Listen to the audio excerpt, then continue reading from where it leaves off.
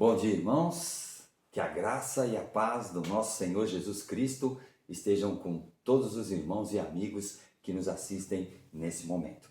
Eu gostaria de agradecer primeiramente a Deus a oportunidade de estarmos aqui mais uma vez para levarmos mais uma escola bíblica dominical. E eu quero iniciar nesta manhã, irmãos, a nossa irmã Teresa, ela fez uma observação muito importante. Na aula passada, quando nós falamos do texto de Gálatas 5:7, nós lemos lá e nós colocamos lá o texto na tela: vós correis bem, quem vos impediu de continuardes a obedecer à verdade? Então nós vemos aqui que o verbo aqui correis está no tempo presente, portanto a explicação aí, a orientação, o que ele nos dá, a definição de tempo, é que os Gálatas ainda estavam correndo, mas o texto correto não é esse. Então foi essa a observação que a nossa irmã Teresa fez, e o texto correto é: vós corrieis. E aqui esse corrieis, esse verbo está, a conjugação desse verbo aqui está no pretérito imperfeito. Então, esse pretérito imperfeito, corrieis, significa que eles correram e não estão mais correndo. Então, nós estamos fazendo aqui essa correção para que os irmãos tenham lá a perfeita compreensão, e eu quero agradecer mais uma vez a irmã Teresa que nos fez essa orientação e essa observação. Vamos então para a nossa aula de hoje. A nossa aula de hoje, que está baseada, como eu falei aos irmãos e amigos na aula passada, que no domingo passado, que nós iríamos estudar a carta aos Efésios. Então, a carta que o apóstolo Paulo enviou aos Efésios, ou seja, a igreja em Éfeso, a cidade de Éfeso. Éfeso era uma cidade grego-romana da antiguidade e ficava na costa ocidental da Ásia Menor, em uma área litorânea da atual Turquia. Éfeso foi, desde os tempos antigos, uma cidade importante por sua posição geográfica. Um grande centro comercial próximo ao mar que facilitava a atividade comercial. E ela era considerada também a chegada da atividade comercial do mar Mediterrâneo. Ou seja, ela era a porta de entrada para o comércio que existia, todo o comércio que existia, aquela circulação comercial que existia ali no mar Mediterrâneo. Sua população total era estimada em cerca de 400 a 500 mil habitantes. E essa cidade de Éfeso, ela era a quinta mais populosa cidade do Império Romano. Nós temos aqui uma foto que eu coloquei aqui das ruínas da cidade de Éfeso. E nós podemos ver aí esse anfiteatro aí, né, onde o apóstolo Paulo, exatamente nesse local, o apóstolo Paulo pregou. O apóstolo Paulo escreveu aos Efésios, possivelmente entre o ano de 62 e 63 depois de Cristo, quando estava preso pela primeira vez em Roma, pouco depois de elaborar a carta aos cristãos da cidade de Colossos, que sofriam com a ação do gnosticismo. Então nós vemos que o apóstolo Paulo estava em prisão e ele providenciou ali, ele elaborou essa carta então nesse tempo. Nós temos também aqui, eu coloquei para que os irmãos tenham uma ideia, a cidade de Istambul. Aqui nós temos a foto da cidade de Istambul nos dias atuais, na Turquia. E hoje o território da Turquia era o que compreendia a cidade, a localização da cidade de Éfeso, que era então a cidade que nós vamos estudar as cartas que nós vamos estudar, que Paulo enviou a essa igreja, a igreja na cidade de Éfeso.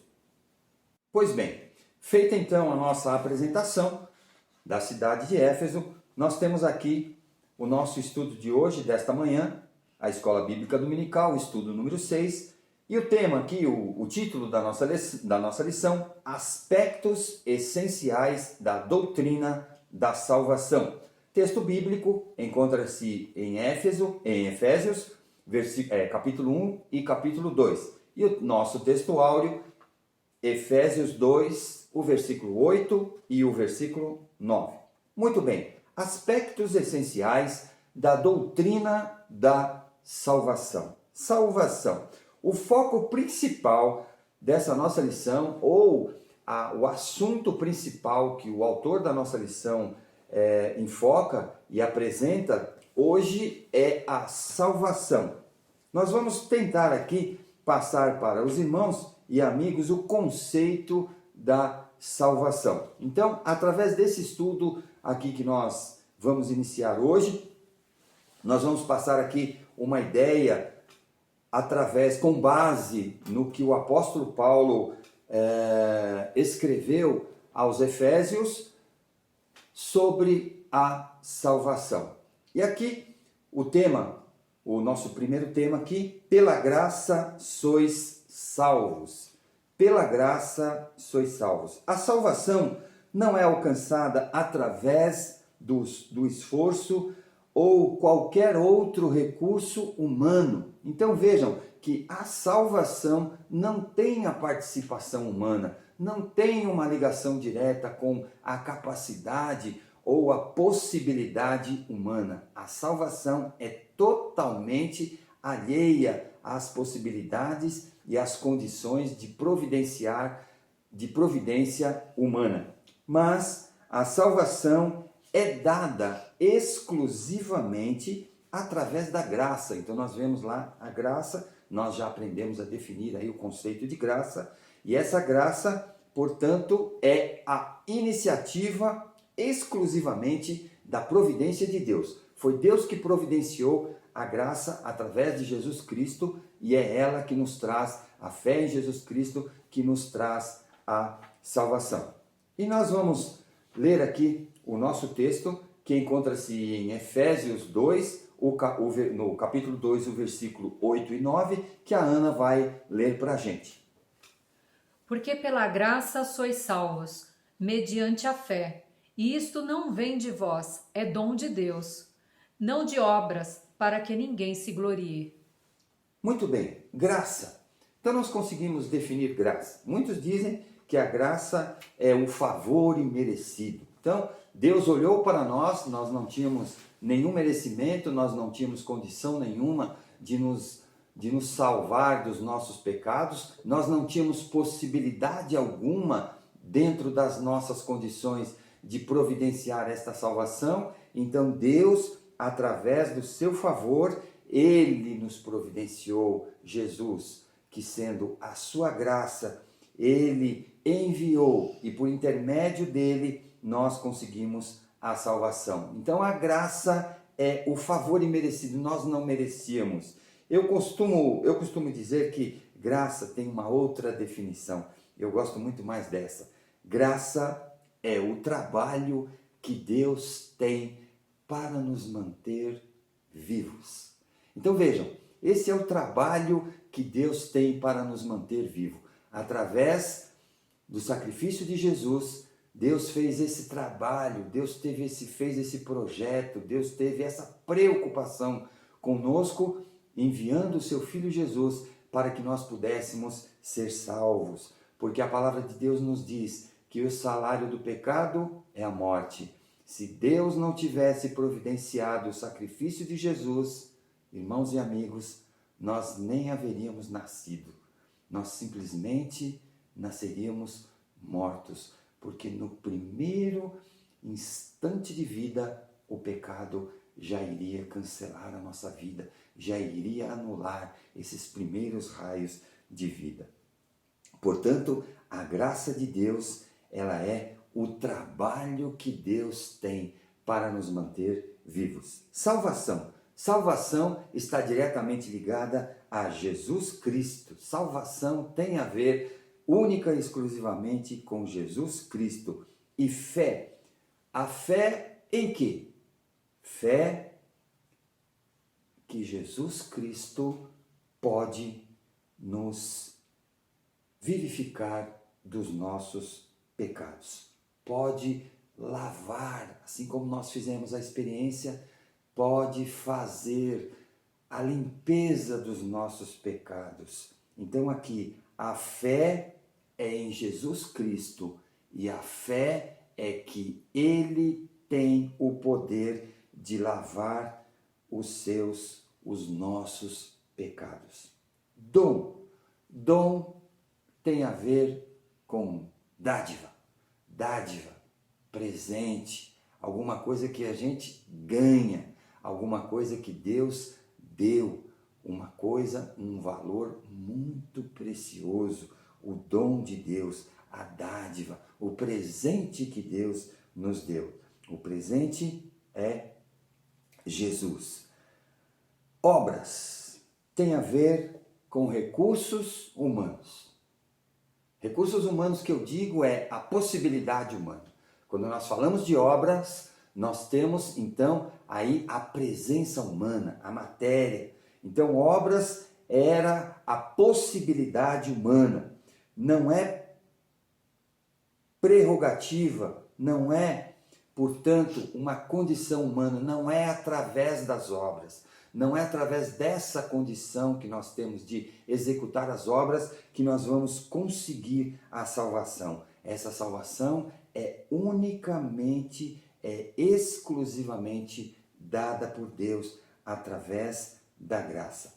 Para que ninguém se glorie, ou seja, para que ninguém se ensoberbeça, para que ninguém se envaideça, para que todos tenham a mesma possibilidade diante de Deus. Então, se eu tiver mais possibilidade que você que está me assistindo, que o irmão que está me vendo aí, se você tiver mais possibilidade, mais recurso, mais condições do que eu, então você vai ter mais graça do que eu, você vai receber uma graça maior de Deus do que a minha? Não, não. Deus não fez isso para que a possibilidade não estivesse no nosso alcance, não estivesse nas nossas condições, no nosso diretamente ligado à nossa ação, mas exatamente ou diretamente ligada à ação de Deus. Então, portanto, o homem está nivelado por baixo. Nessa condição, Deus nivela o homem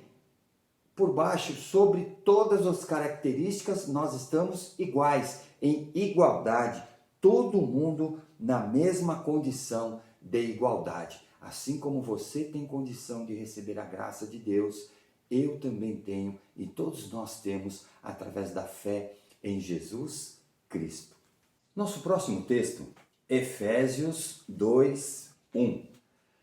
A graça de Deus restaura o homem, vivificando-o em Cristo Jesus.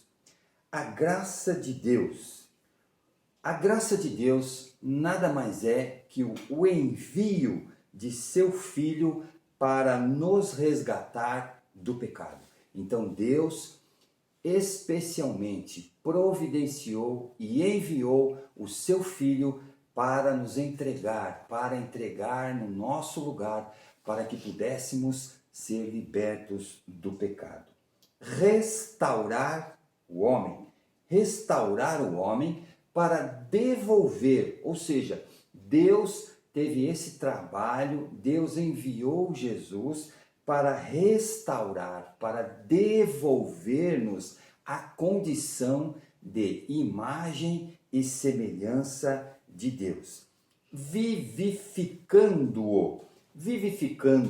Aqui, essa palavra, nós podemos entender, vivificando significa dando-lhe vida, anulando a ação do pecado. Então aqui, quando Deus enviou Jesus para morrer em nosso lugar, através do seu sacrifício, ele nos deu a vida novamente, ou seja, ele nos vivificou ou anulou a ação do pecado em nossas vidas.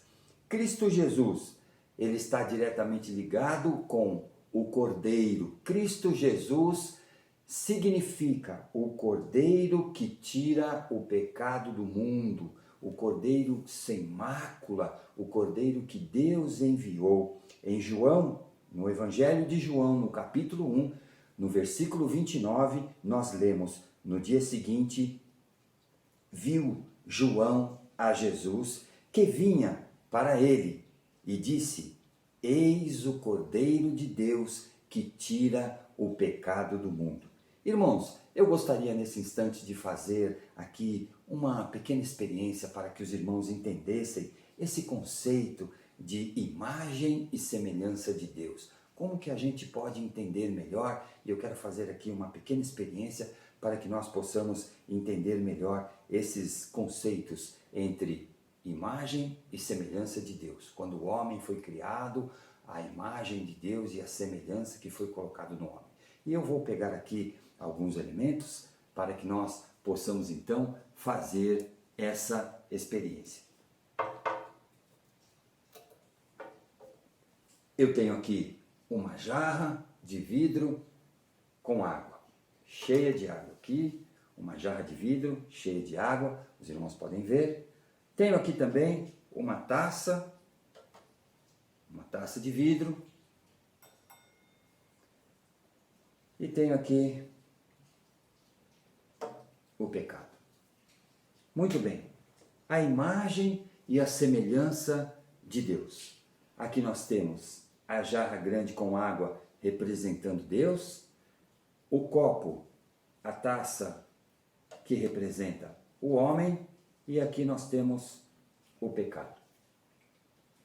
Aqui nós temos a imagem de Deus, vidro, e aqui o homem, a taça, vidro, semelhantes, não são iguais, a forma é diferente, mas são semelhantes, do mesmo material. E aqui nós temos, quando o homem foi criado por Deus, Deus nos deu o seu Espírito. Lá em Gênesis, quando nós lemos que Deus formou o homem do pó da terra, fez lá o barro, tomou o barro e formou o homem e soprou em suas narinas o fôlego da vida. Então, o fôlego da vida, o fôlego de Deus foi passado para o homem. Exatamente isso. Aqui está. Deus, a imagem e semelhança. O homem, a imagem e semelhança de Deus. Vidro, água, o Espírito e o fôlego da vida que Deus colocou no homem. Então temos aqui o homem, a imagem e semelhança de Deus. Os irmãos podem ver aqui a minha mão passando atrás, a transparência, e aqui também dá para ver a transparência. Então nós vemos, os dois são semelhantes. Nós temos a transparência aqui e a transparência aqui, porque os dois são de materiais iguais e são da mesma característica. A transparência da água, que é o Espírito de Deus, e aqui o Espírito de Deus que foi colocado no homem. Mas o pecado nos afastou de Deus. O pecado nos tirou a imagem e semelhança de Deus. Aqui está. Vejam o pecado, que pequenininho perto desses dois aqui. Deus, o homem, vejam o pecado, quase que insignificante, mas vai fazer um estrago. E aqui, o pecado. O pecado que fez com que a imagem e a semelhança de Deus fosse perdida. Aqui os irmãos podem ver a minha mão, mas agora não conseguimos mais ver, porque o pecado tirou a transparência, aquela que era a semelhança de Deus foi perdido agora. Então, como que Deus fez para nos reaver, para nos trazer de volta, para resgatar, para nos devolver a sua imagem e semelhança.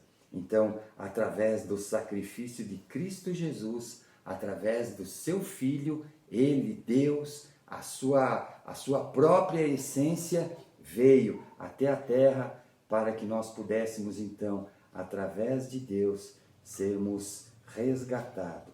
E aí, então, pudéssemos novamente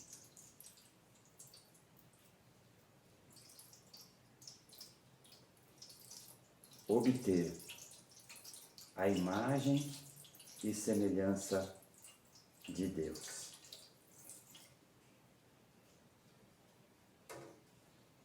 Vejam, agora sim, depois do sacrifício de Jesus, nós fomos resgatados. Deus devolveu a imagem e a semelhança que o homem havia perdido pelo pecado. Efésios 2:1, o texto bíblico que a Ana vai ler para a gente. Ele vos deu vida, estando vós mortos nos vossos delitos e pecados. Muito bem, então nós temos aí o texto de Efésios 2, o versículo 1. Ele vos deu vida, estando vós mortos nos vossos delitos e pecados. Aqui o apóstolo Paulo está falando aos Efésios e ele transmite, ele fala, ele está passando a orientação. Ele deu vida. Jesus é a própria expressão de vida. Quando ele fala aos Efésios aqui que ele vos deu a vida, é exatamente o advento de Jesus. Ele vos deu vida através da vinda de Jesus, do sacrifício de Jesus. E nós podemos lembrar muito bem aqui, os irmãos lembram da ressurreição de Lázaro. Lázaro, quando estava sepultado, que Jesus chegou, Lázaro já tinha morrido, havia algum tempo, e Jesus chegou ali e foi até o túmulo de Lázaro e pediu que tirassem a pedra. Tirassem a pedra e Jesus, vejam que interessante que Jesus não entrou no sepulcro. Jesus não entrou, Jesus ficou de fora e ele disse: Lázaro, vem. Lázaro, levanta e vem para fora. Então Jesus, no momento que ele chegou e chamou, e vejam que ele chamou por Lázaro, ele indicou quem deveria ser ressuscitado. Porque se Jesus entrasse naquele sepulcro, naquele túmulo, todos os que estavam mortos ali seriam ressuscitados. Então vejam, é interessante, Jesus é a própria essência da vida, é a presença de vida. Ele chamou Lázaro e Lázaro prontamente saiu com vida. O apóstolo Paulo diz que estávamos mortos nos nossos delitos e pecados. Estávamos mortos.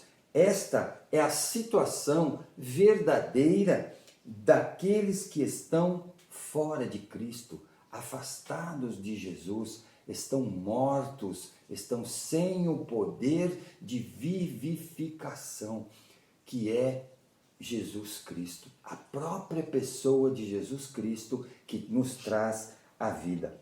Mortos nos vossos delitos e pecados. O apóstolo Paulo está falando aos Efésios, mas é muito oportuno aplicar as orientações do apóstolo Paulo aos nossos dias de hoje. Então nós podemos ler aqui: nós estávamos mortos nos nossos pecados e delitos, e ele nos deu vida através de Jesus. Então nós estávamos na situação de morte, e através de Jesus nós adquirimos, nós restituímos a vida. E hoje, aqueles que estão afastados de Jesus estão mortos e só irão receber a vida através da fé e da aceitação de Jesus Cristo. A aplicação direta aos nossos dias é perfeitamente possível nesse texto. Esse texto é totalmente atual e presente nos nossos dias. Nosso próximo tema: a graça de Deus nos elegeu em Cristo para a salvação, que está baseado em Efésios 1, versículo 4. A graça de Deus é o presente, como nós falamos anteriormente, é o presente que Ele nos deu, que é o seu próprio Filho. Então vejam que Deus teve esse cuidado, Deus fez todo um plano desde o início lá da criação do homem, desde o jardim do Éden, Deus já prometeu que iria enviar alguém, que iria mandar alguém que pudesse então eliminar o poder da serpente, o poder do maligno sobre nós. Então, a graça de Deus é esse presente que Ele enviou a nós, o seu próprio Filho. Cristo é o presente que Deus nos deu para nos proporcionar a vida eterna. Uma vez, na classe lá na igreja, eu falei sobre Jesus Cristo e muitas vezes a gente não entende, né? Jesus Cristo. Então, eu quero falar aqui para os irmãos um conceito muito prático. Jesus Cristo. Jesus é o nome e Cristo é a função. Então, Jesus, o Filho de Deus, o homem que nasceu na Galileia, filho de Maria e José, que cresceu, que teve a experiência de criança, que cresceu ali como o seu pai lhe ensinando, a sua mãe. Então, esse é Jesus. E Cristo era a função que Jesus iria desenvolver, ou seja, Cristo é o Messias enviado de Deus, aquele que foi determinado, enviado, preparado por Deus para morrer no Calvário em resgate à vida do homem. Então, essa é a função de Jesus. Jesus é o homem, Jesus é o nome e Cristo a função, o Cordeiro de Deus. E o texto nós temos aqui Efésios 1:4, que a Ana vai ler para a gente. Assim como nos escolheu nele, antes da fundação do mundo, para sermos santos e irrepreensíveis perante ele, e em amor. Muito bem. Assim como nos escolheu nele antes da fundação do mundo. Então vejam, fomos eleitos, fomos escolhidos, fomos predeterminados antes da fundação do mundo. Então, quando nós falamos aqui do homem lá no jardim do Éden, quando o homem pecou, então Deus já tinha preparado, Deus já sabia de todo esse processo da decaída do homem, da corrupção pelo pecado. Então Deus já havia preparado um plano, preparado todo um projeto que iria vir justamente na nossa direção. Então nós fomos eleitos, nós já fomos preparados antes da fundação do mundo, provando assim então a suficiência de Deus, a autossuficiência de Deus, que Deus é onipotente, onipresente e onisciente. Então Deus onisciente é porque Deus já sabia desde lá da formação do mundo, desde o Éden, desde os primórdios da criação. Então Deus já tinha preparado todo esse projeto para nos trazer a salvação através de Jesus Cristo. Não existe eleição sem Jesus. Então, através de Jesus é que nós fomos eleitos, que nós fomos separados, que nós fomos escolhidos. Não existe eleição sem o sacrifício do Cordeiro de Deus. Então aqui, Cristo, o Cordeiro de Deus, essa é a função de Jesus. O Cristo, aquele que iria ser crucificado em meu e em seu lugar. Deus nos fez e nos comprou pelo preço do sangue de Jesus no Calvário. Deus nos comprou. E eu gostaria agora, irmãos, de contar uma história que eu ouvi uma vez de um pregador, uma historinha muito simples, mas que vai dar a nos entender melhor aqui o que Jesus fez, o que Deus fez por nós. Conta-se a história de um menino que morava em uma pequena cidade do interior. E ele morava muito próximo de um rio, perto da casa em que ele morava existia um rio, onde ali os meninos iam brincar. E certa ocasião, este menino reuniu alguns pedaços de madeira e algumas ferramentas que pegou com o seu pai e com alguma habilidade, esse menino construiu um pequeno barco, um barquinho de madeira. E ele construiu lá o seu barquinho de madeira, preparou a madeira, fez o seu brinquedo, o pequeno barco. E quando aquele barquinho estava pronto, todo prontinho, ele foi até o rio e colocou o seu barquinho lá no rio. E quando ele foi colocar o barquinho lá no rio para brincar com o barco no rio, ele amarrou um barbante na pontinha do casco do barquinho e colocou o barquinho, o pequeno barco na correnteza. E ali ele começou a soltar aquele barbante e o barco ia ali manobrando e ali com aquele barbante ele soltava, depois ele trazia de volta e assim ele ia manobrando aquele seu barquinho, ia ali brincando e ali ele passava boas horas ali brincando com o seu barquinho. Até que um dia, ele brincando em uma dessas vezes que ele colocou o seu barquinho no rio, ali na correnteza, o barbante se soltou. O barbante se soltou e quando o barbante se soltou, o seu barquinho começou a descer pela correnteza do rio, batendo entre as pedras e entrando pelos valados da água, e ele foi descendo, descendo, e o menino começou a acompanhar esse barquinho nas margens do rio, e ele foi vendo que o barquinho foi tomando velocidade e indo pela correnteza até que o menino perdeu o seu barquinho de vista e o rio levou o pequeno barquinho do menino embora. E um dia, o menino andando na cidade, ele avistou uma loja de brinquedos antigos e na vitrine da loja de brinquedos antigos, ele viu o seu barquinho. Ah, qual foi a surpresa do menino! Ele correu em direção à loja, entrou e falou para o dono da loja: Senhor, este barquinho que está na vitrine é meu. E o dono da loja falou: Não, menino, esse barquinho eu recuperei ele estava todo sujo de barro, de lama, molhado, ralado, quebrado, e eu recuperei ele, reformei ele, pintei e coloquei aí na vitrine para ser vendido, e o preço é aquele que está na etiquetinha lá. Se você quiser, você pode comprá-lo. E o menino saiu todo aborrecido e, voltando para casa, ele contou a história para sua mãe.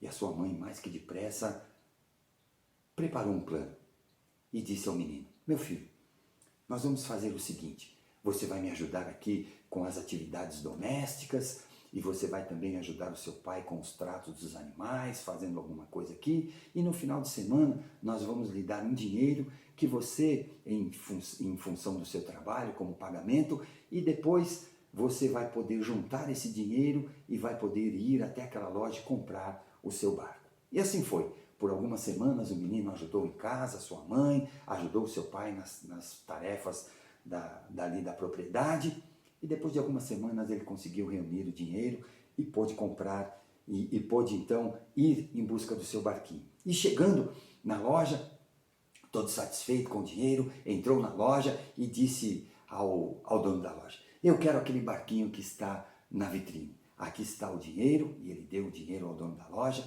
e o dono da loja entregou o seu barquinho. E no momento que o menino pegou aquele barco em suas mãos, ele abraçou contra o peito e olhou para o barquinho e disse: Agora você é meu por 2 vezes. Uma porque eu te fiz e a outra porque eu te comprei. Então, irmãos, Deus fez exatamente isso conosco. Nós somos de Deus 2 vezes. Uma porque Ele nos fez e outra porque através do sangue de Jesus Ele nos comprou. Nosso próximo tema está em Efésios 2, capítulo 2, no versículo 13. A graça de Deus se tornou eficaz por meio da redenção pelo sangue de Jesus. E o texto de Efésios 2, no versículo 13, que a Ana vai ler para nós. Mas agora, em Cristo Jesus, vós, que antes estáveis longe, fostes aproximados pelo sangue de Cristo. Muito bem. Mas agora, em Cristo Jesus, vós que Vós que antes estáveis longe, fostes aproximados pelo sangue de Cristo. Mas agora em Cristo Jesus. Isso tem a ver com agora que vocês estão próximos de Deus. Estão em Cristo. Então vejam que através do sangue de Jesus, através do sacrifício salvífico de Jesus, ou seja, o sacrifício de Jesus que nos deu a salvação, que limpou, que lavou os nossos pecados, nós nos aproximamos de novo a Deus. Então estamos próximos, e para estarmos próximos de Deus, nós temos que estar em Cristo. E se alguém está em Cristo, nova criatura é. As coisas velhas já passaram e eis que tudo se fez novo. É o que nos diz o apóstolo Paulo na segunda carta aos Coríntios, no capítulo 5, no versículo 17. Portanto, assim que se alguém está em Cristo, é nova criatura e as coisas velhas já passaram e eis que tudo se fez novo. Quando tudo se faz novo, o conceito de novo, irmãos, novo o que é? Eu gosto sempre de usar essa expressão, esse exemplo, de definir o novo. Novo é aquilo que não tem passado. Então, no momento que nós estamos em Cristo, no momento que nós nos aproximamos de Deus, através da salvação de Cristo, nós nos tornamos nova criatura, uma criatura sem passado. Nós estamos completamente limpos. No momento em que o homem pecou, ele se afastou de Deus, e para trazê-lo de volta para próximo de Deus, novamente, Deus pagou o preço para nos resgatar. E o preço que Deus pagou foi exatamente todo esse projeto que Deus preparou, que era de enviar o seu Filho Jesus até aqui o mundo para salvar, para, através do seu sacrifício e a ressurreição, nos dar a vida eterna. E nós lemos em João 3,16, porque Deus amou o mundo de tal maneira que deu o seu Filho unigênito para que todo aquele que nele crê não pereça, mas tenha a vida eterna. O nosso próximo texto, o nosso próximo tema é Efésios, capítulo 2, o versículo 19, a graça de Deus nos coloca na condição de membros da família de Deus.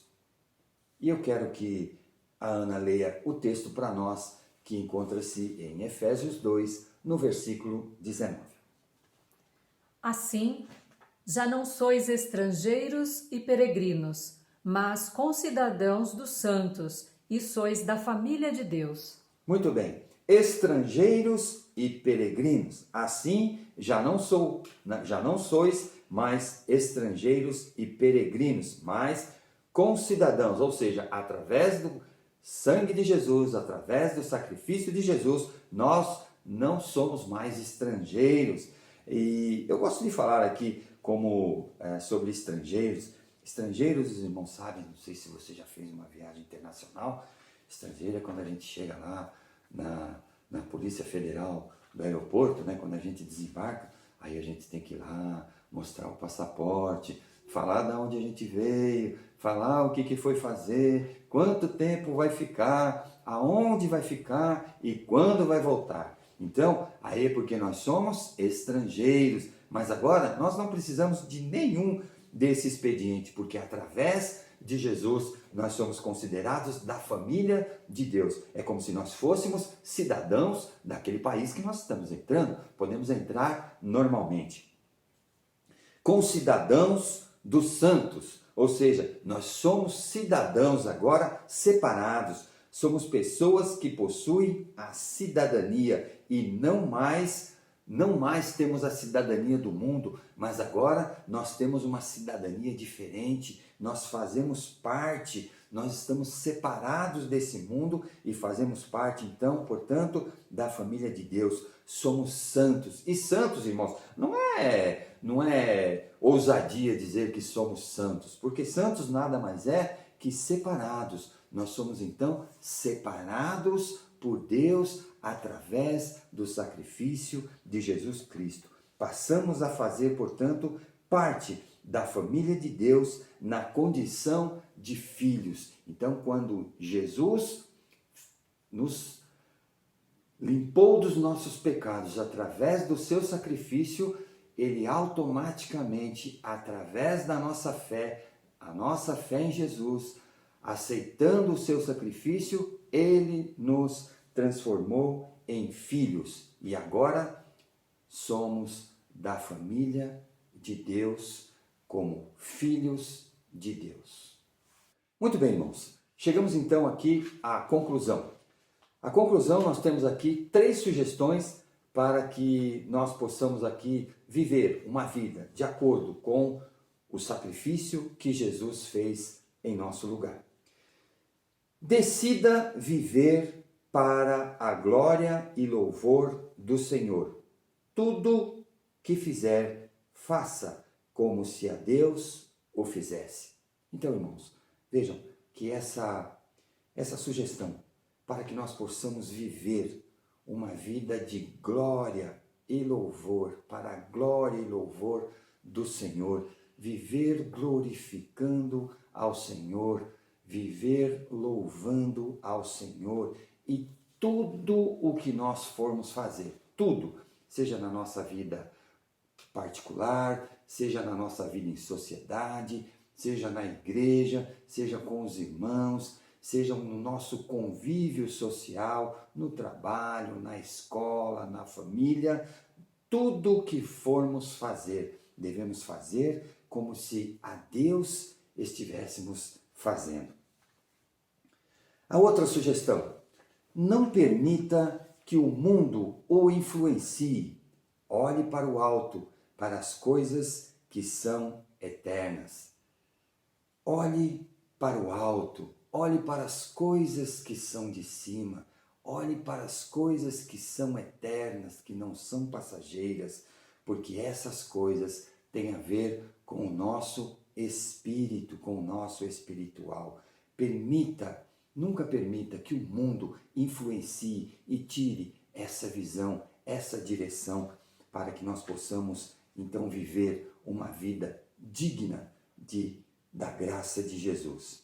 E a última conclusão, a última sugestão, nós temos aqui: jamais se ensoberbeça por fazer parte da família de Deus. Lembre-se que o mérito não é seu, é a graça. Jamais se ensoberbeça. Jamais queira ser maior do que os outros por fazer parte da família de Deus. Essa condição de fazermos parte da família de Deus foi nos dada por Deus através do sacrifício de Jesus. Portanto, não é mérito nosso. Nós não tínhamos condição nenhuma, nós não tínhamos nenhuma iniciativa para poder nos transformar em filhos de Deus. Então, lembre-se que o mérito de poder fazer parte da família de Deus não é nosso, é graça. É a graça de Deus que foi nos dada. E eu quero nesse instante, irmãos, convidar você a que abaixe a sua cabeça e feche os seus olhos. E eu gostaria, para terminar esse estudo desta manhã, de orar com você. Vamos orar. Deus nosso Pai, nós te agradecemos, Senhor, porque pudemos mais uma vez, ó Pai, passar esse tempo aqui estudando sobre a Tua Palavra, sobre as verdades do Teu Evangelho, sobre a graça maravilhosa que Tu nos deste, enviando o Teu Filho Jesus para nos resgatar do pecado.